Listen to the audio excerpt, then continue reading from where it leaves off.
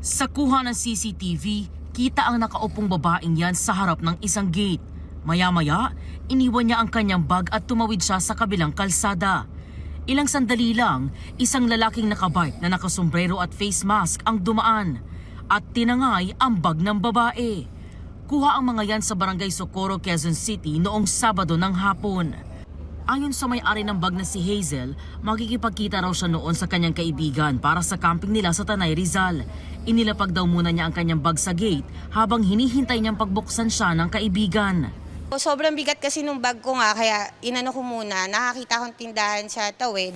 May bibilin lang ako, so mga 10 seconds lang yun nung nangyari yun.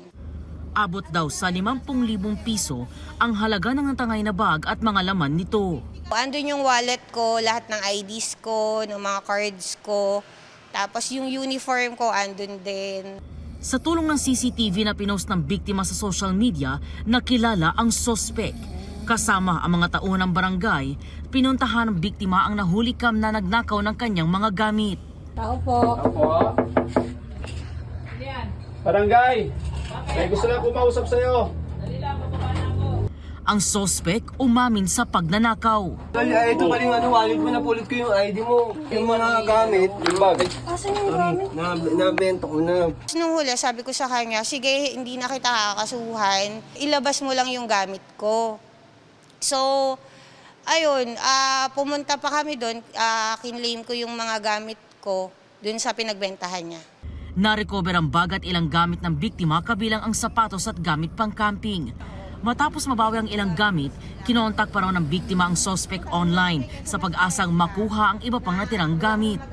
Ang reply ng suspect sa kanya, selfie habang hawak ang mga item na kanyang ninakaw.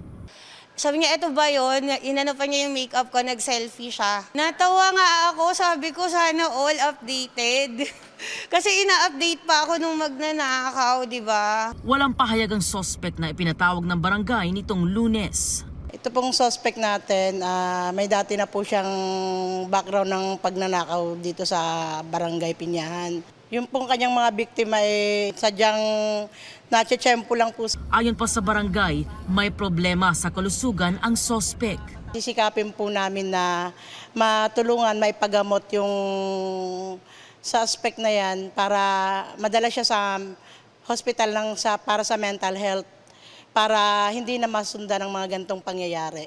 Hindi na nagsampa na reklamo ang biktima laban sa sospek. Nagkaayos sila sa pangakong ibabalik ang mga natitira pang ninakaw na gamit. Ito ang unang balita. EJ Gomez para sa GMA Integrated News. Gusto mo bang mauna sa mga balita?